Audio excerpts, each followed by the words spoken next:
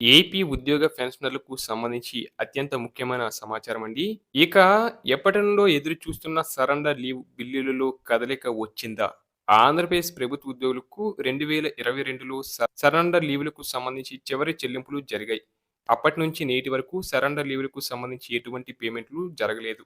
అయితే ఇప్పుడు ఉన్నటువంటి సమాచారం ప్రకారం 2022, 23 సంవత్సరం నుండి సరెండర్ లీవ్ బిల్లులకు 2026 సీరియల్‌తో కొత్త నంబర్‌లు కేటాయించబడ్డాయి. కొత్త ఆర్థిక సంవత్సరంలో బిల్ నంబర్‌లకు కొత్త సీరియల్ నంబర్ రావడం రొటీన్‌గా జరిగే విషయమే. కావున ఇది బిల్‌లో ఎటువంటి కదలిక ఉన్నట్లు కాదని గమనించాల్సి ఉంటుంది. అలాగే ఏపీ పోలీసులకు ప్రత్యేక సెలవులపై కీలక నిర్ణయం.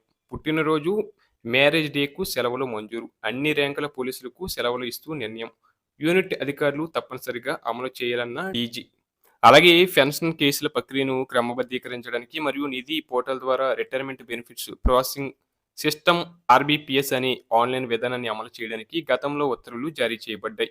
ఈ ఆర్బీపీఎస్ విధానం తక్షణమే అమల్లోకి వస్తుందని మరియు ఇకపై అన్ని పెన్షన్ ప్రతిపాదనలు ఈ వ్యవస్థ ద్వారానే ప్రాసెస్ చేయబడాలని గత ఉత్తర్వుల్లో పేర్కొనడం జరిగింది.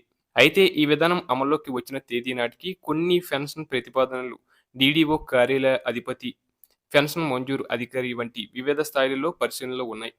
అటువంటి ఉద్యోగులు మళ్ళీ దరఖాస్తు చేసుకోవడంలో ఎలాంటి ఇబ్బందులు పడకూడదనే ఉద్దేశంతో ఏఈ వారు ఇప్పటివరకు కాగితం ఆధారిత దరఖాస్తులను అనుమతి ఇస్తూ వచ్చారు. ఆంధ్రప్రదేశ్ విజయవాడలోని ప్రిన్సిపల్ అకౌంటెంట్ జనరల్ కార్యాలయంలో మార్చి 10, 2026న జరిగిన సమావేశంలో ఆర్బీపీఎస్ విధానాన్ని పూర్తి స్థాయిలో అవలంబించడానికి వీలుగా భౌతిక పెన్షన్ ప్రతిపాదనలు సమర్పణ నిలిపివేయడానికి ఒక గడువు తేదీని నిర్ణయించాలని ప్రతిపాదించారు.